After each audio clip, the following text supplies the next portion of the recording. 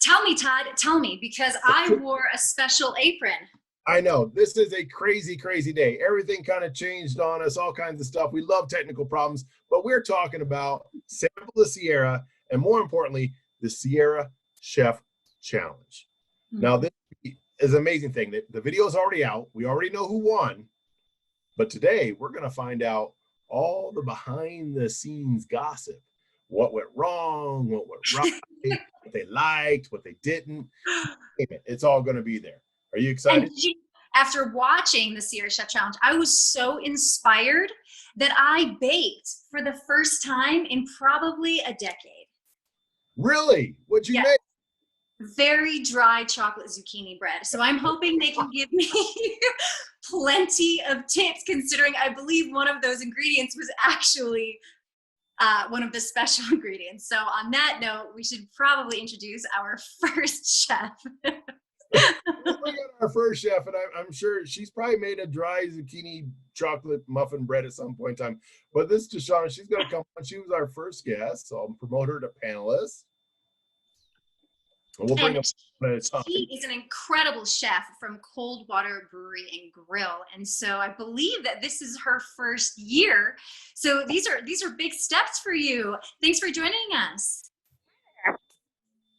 So Deshauna, real quick, tell us, where you're at, where you work at normally, what you do, what your background is, and what was your favorite thing about the Sierra Chef Challenge? My background is I worked in a lot of family kitchens growing up, went to culinary school, and then I came out of culinary school and had a position as a chef for about 8 years. I moved out here and worked in kitchens, and then I kind of got tired of the food scene around here. So I ended up taking a sales job, and I worked front of the house for a little while. So I'm back in the kitchen and it's feeling good. I was doing it on the side for a while. I've been working at Coldwater off and on for a few years, just doing it as a side gig, just to get the kitchen out of me, because I couldn't help it. I just always had that kitchen part of me. So now I'm the chef now, so it's been really great. Awesome. Let's bring on some of your competitors and see what they have to say as well. So our next guest is Niko, and he is the chef and owner of Gastromaniac Pizza and Pasta. Thank you so much for joining us, Niko. You have to unmute, Niko. How are you? Hi. We're excited to hear all the stories, all the banter. Kind of give us a little background about your culinary experience and your business. Sure. So I'm from Italy, around the Lake Como area region. I moved in California about 18 years ago. I started working in the industry when I was 14 in family friends restaurant. I did a hotel management school. And after that, when I moved here, I really had the desire to do a culinary school.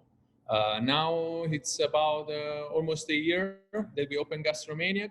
The dream became true, even if during this challenging time, but very happy to be part of the Salt Lake Tahoe industry. Great.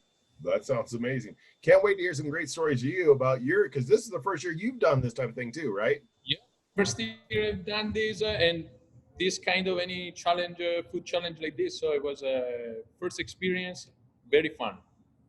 Great. Well, let's bring on the next guest from Edgewood. So got them coming on, promote to panelists. And now this next guest, Lonnie, I mean, you've been the reigning champ, haven't you? He's got to unmute. Yes, I did win last year's challenge, but wasn't so lucky to pull this one off. Competition with the other competitors, it was super fun. This is the third year that I participated in the challenge. I came in twice, and as I mentioned, I did win last year. So a lot of work.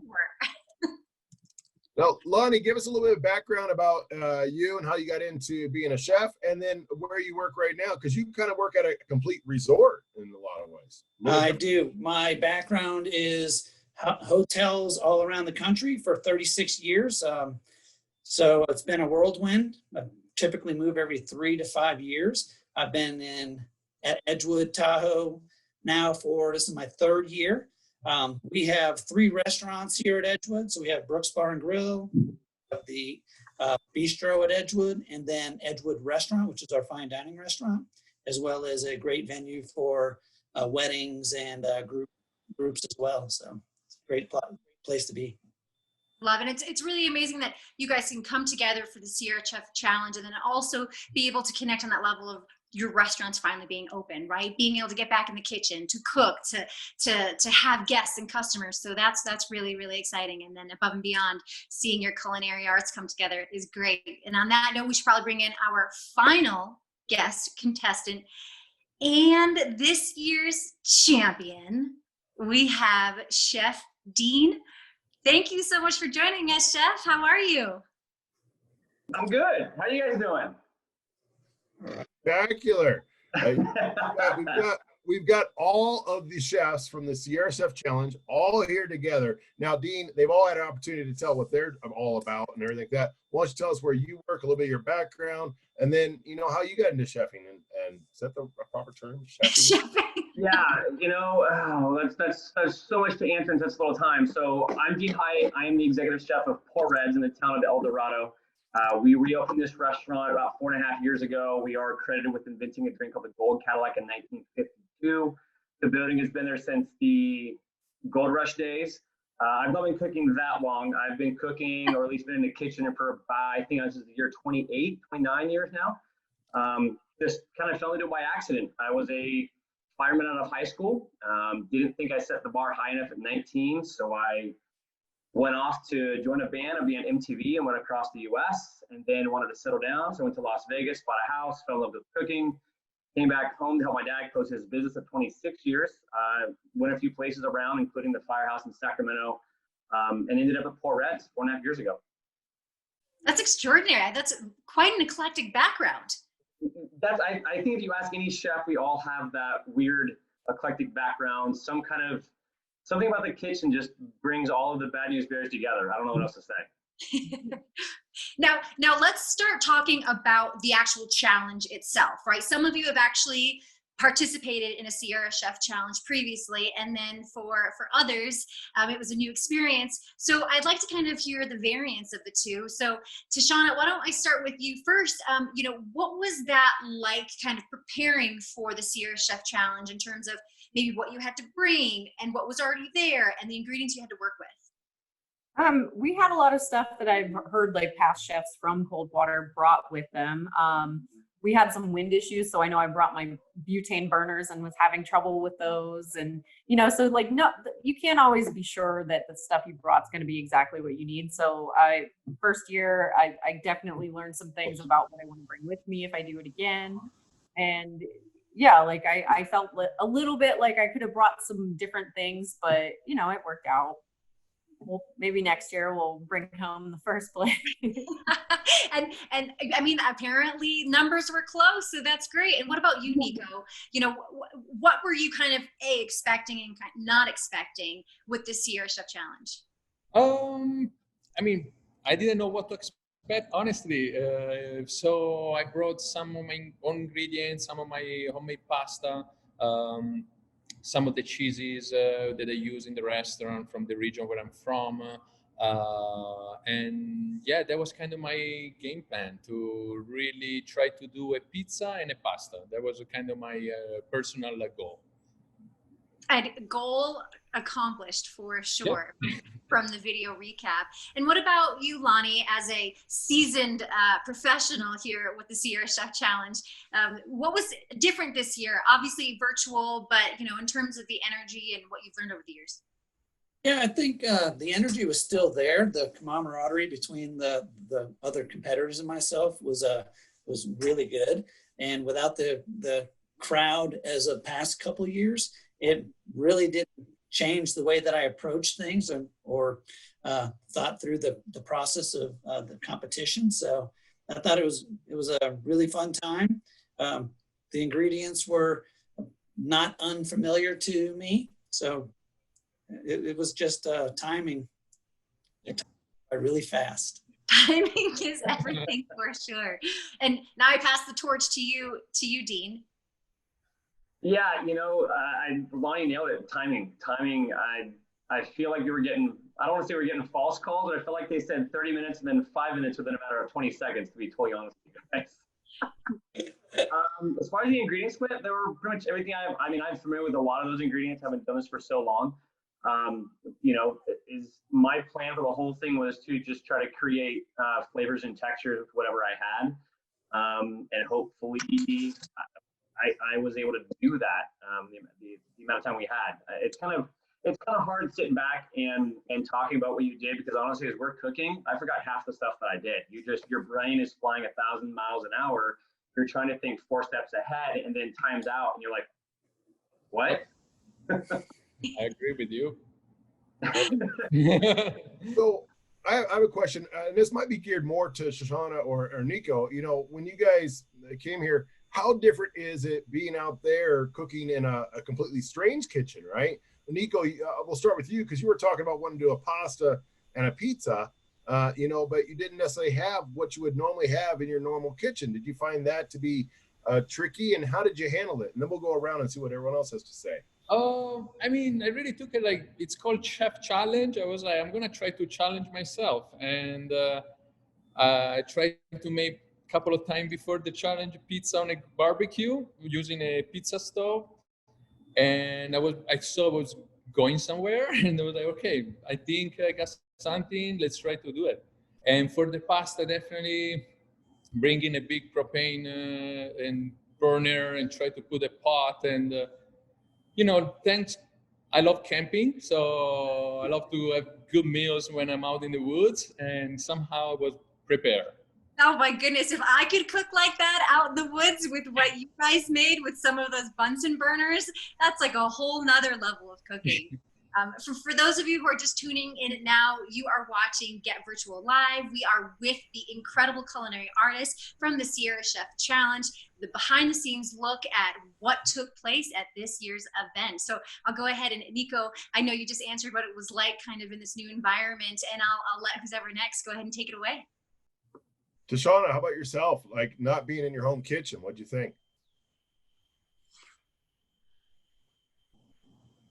What was that? The audio is breaking up on our end. Oh, I'm sorry. So, not being in your normal kitchen, just being out like in the woods in some ways for the Sierra Chef Challenge. Do you find that to be a challenge, not having your normal, like, did you think, wow, I want that pot, and it wasn't there? Did that happen? Yeah. There were certain things like the toaster oven that I brought it to use as my oven. It wasn't as hot as I would normally have my oven. So, things didn't time out the same way you would in your kitchen. I can sear a salmon and throw it in the oven and have it ready in a couple minutes, where it took a little longer to do that. And I ended up having to move it over from my butane burner over to my flat top. So other than that, like being outside, it kind of disappeared. Like you just got into what you were doing. And I feel like I kind of blacked out and didn't realize what I was doing until I was like plating it, so it didn't really matter where we were. It was just that the equipment was different. So it definitely posed a challenge. Lonnie, Dean, do you guys have anything to add to that? I mean, you guys have done this a couple times. Were you prepared for it? I mean, I would go with what just Chef Deshauna said. It's you kind of black out. I mean, we were doing a recap a half an hour later, and I think it took 10 minutes to describe the 4 ingredients I used, so I totally forgot about it. We all joke and say everybody has a plan until you get punched in the face. And as soon as that bell goes off, and like she said, your oven is at the right temp, or I go to use the grill, and I'm like, hey, Chef Lonnie, this grill is not hot. Like, trying to communicate to each other, you got to kind of switch up, and you try to process it as much as you can and forget about it as fast as you can, because you have a limited amount of time to create something. Chef Lonnie's been doing this for a long time, so I'd actually like to hear what he has to say, so we can get some tips for next year.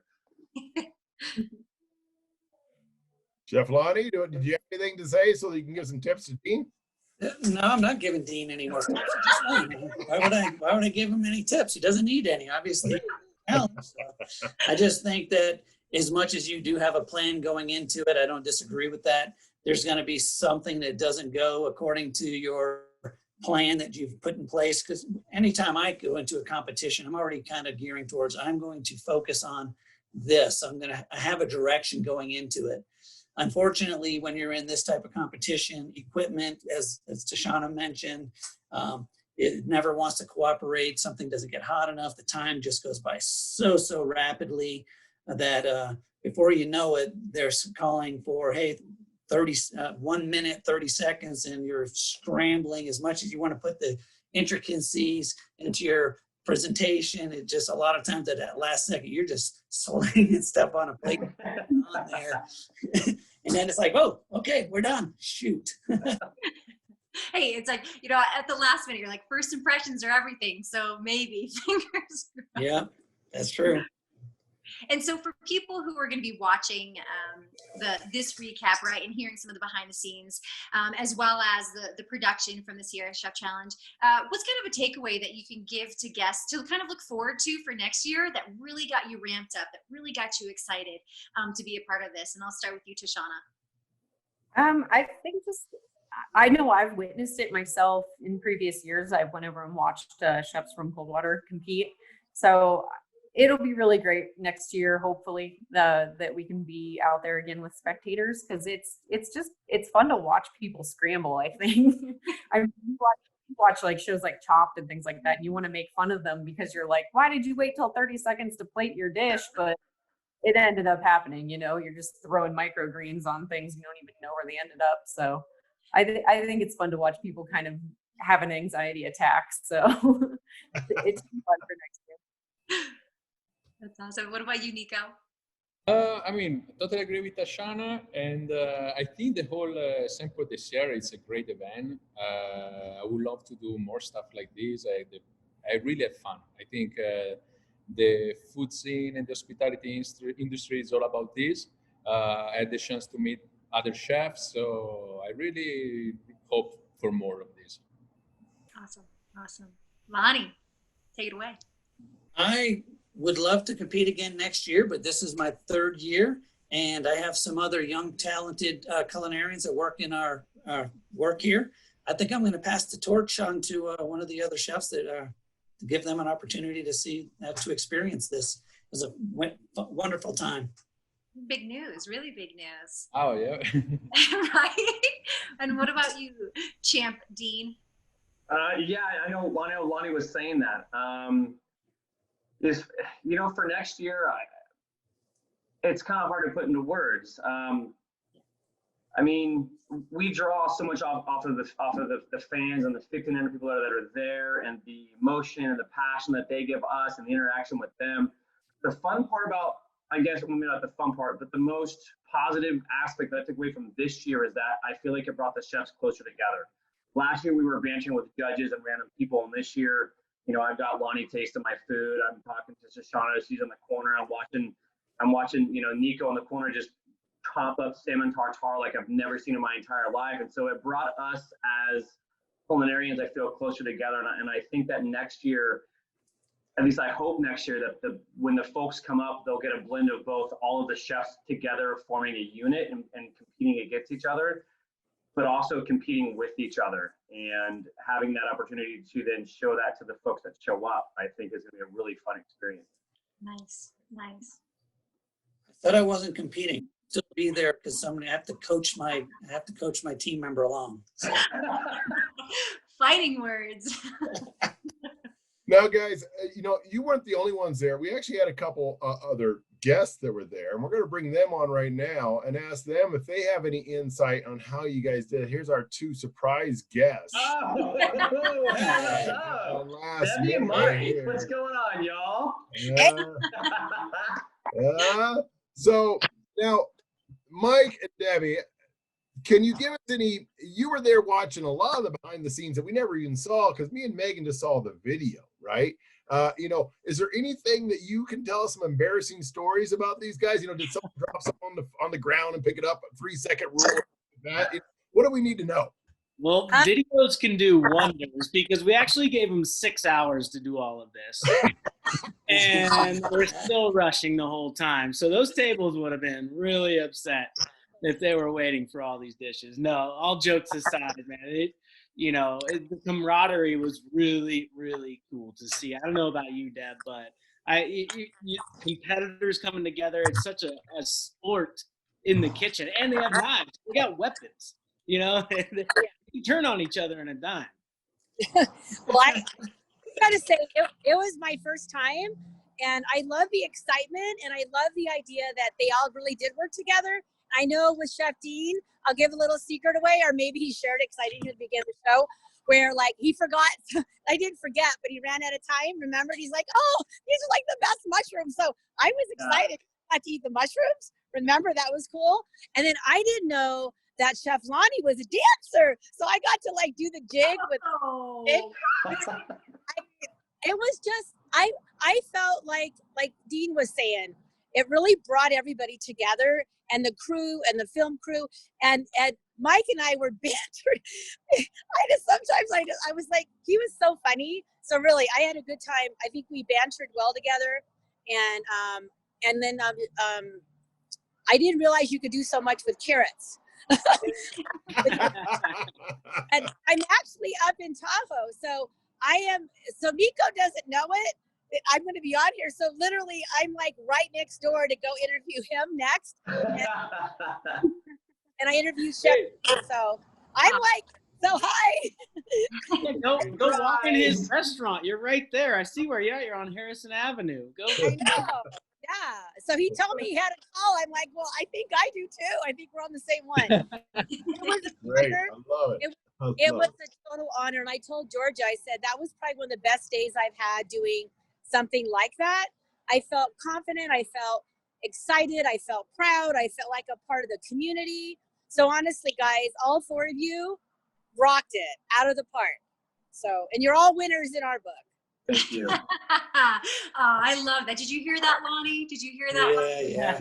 I heard it. Since we're telling secrets, can we say how Lonnie went out and got a pine cone and actually smoked it for the food? I've never in my life seen that, and that is the most impressive thing I've ever seen. I was going to bring that up as one of the highlights. Yeah, just ran out into the woods and popped that pine cone into the smoker. I mean, that was right up there with Niko double-hand chopping that salmon. That was wild. Yeah, I wish I could do that at home. Video, you got to watch it for the pine cone being smoked into the venison, and of course, you got to give Lonnie the best line. A little bit of doubt, and you had to give him a taste of something because you're kind of wondering whether it's going to be. And Lonnie, you had the best line. It did come back to bite you in the end, but can you say it again because it was so good? Well, so Dean, I was walking station to station, and Dean had said, hey, can you taste this and tell me what you think? So he gave me a spoonful of his relish. I said, well, that tastes like second place. He did say that. He Yeah. did. And I died laughing. I'm like, that was good. Well, And you guys alluded to it a little bit, how close the point structure was. Everybody was within 1 point. I think it was 261, 265 out of 300, just to give the viewers a little taste of that. And that comment, Lonnie, actually lost you 2 points. So that's all right. I saw what everybody put on a plate. I was there. Also, Deshauna's presentations were amazing. Oh my God. He's coming back with some fierceness next year. So watch out. Yeah, I'm aware. I saw what both of you all did. That was very impressive. Yeah, everybody did a really, really good job.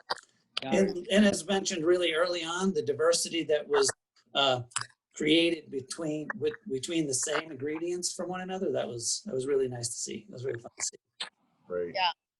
It was quite amazing. Speaking of diversity, we're here promoting Sample Sierra. Obviously, the Sierra Chef Challenge is just one segment of the Sample Sierra. Let's go around once again because people are supposed to be going out and trying. All your guys' restaurants are open. People can sample the food there. So tell people, where you're at, a little bit about your restaurant, and then what kind of food you have there. All right. And Dean, since you won, we'll start with you. So tell us about Poor Reds. So Poor Reds is a barbecue place, but it goes back to the 1950s barbecue style. So there's actually no smoker. A lot of it's going to be, we use an open pit mesquite. So I use a blend of wood, chip padded pencil and paper, apple, almond, cherry, oak, pecan, walnut, wood. And then I also bring in fresh mesquite from Texas and Arizona. And that's what we grill all of our food with open pit mesquite. And then we're also doing a blackened in New York on grits with a chili lime butter, a pico de gallo, and fried potato twills for our Sample the Sierra special all the way through next week. Great. Lonnie, tell us, you're at a whole resort, so you got like 10 restaurants to talk about. Well, not 10, but we do have 3 restaurants, and they are pretty much differently, so they all have their own identity. We've got the 19th hole, or gastropub type of thing with Brooks Bar and Grill, which is in the clubhouse. We have the bistro at Edgewood, which is in the new lodge. Some international nuances to it, so something a little bit for everybody. And then we have a signature restaurant, which is Edgewood Restaurant, that's open only.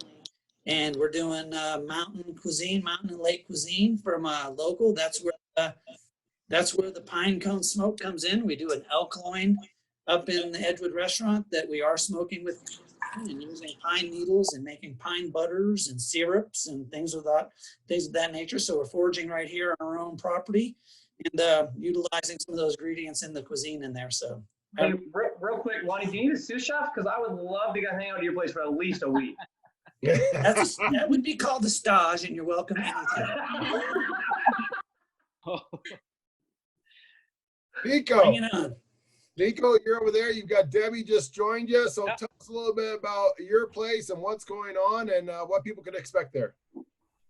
Gastromaniac, it's a new restaurant, about 9 months. It's a homemade pasta and pizza. I do everything homemade. I really believe in rustic food, traditional recipe. I try to bring as many ingredients I can from Italy: flowers, tomato, cheeses, and it's everything homemade. That's pretty much the biggest thing. I am hungry. That's all I have to say is I am hungry.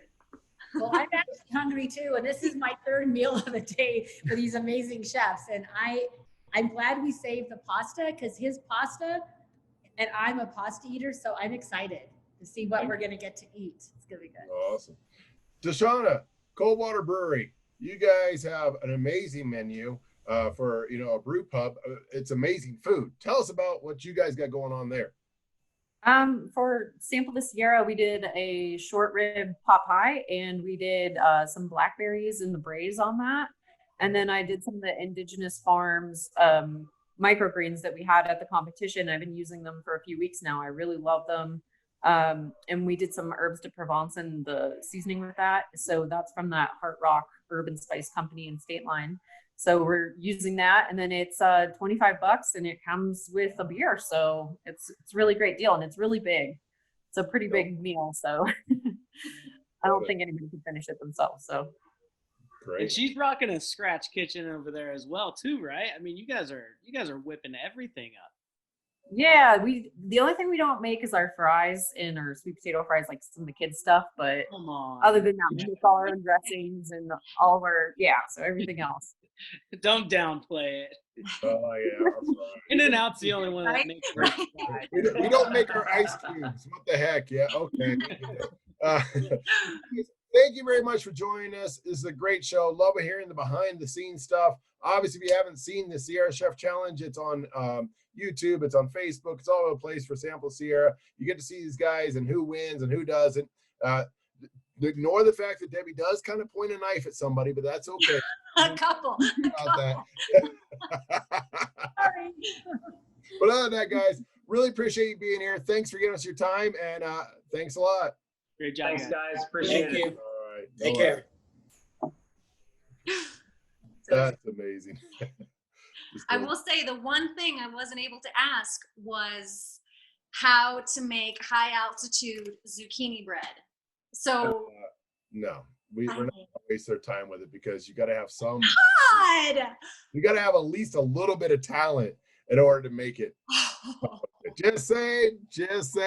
With that, if you're If you like the show and you like the fact that I just insulted Megan, like, share, get it out there so people know about it. We're always looking for sponsors. We're always looking for ideas. You can reach out to us at Reno Tahoe at planmygetaway.com. And you know what? Go out, try these restaurants, check out the stuff on the Sample of Sierra. Great thanks and special thanks to Sample Sierra for sponsoring this show. And, check it out. I know it's a little bit different this year, but the food is still amazing in all these places. And we can all get out and really enjoy it again next year as well. I love it. I'm going to go eat or, like try and make something and eat it. So thanks for watching.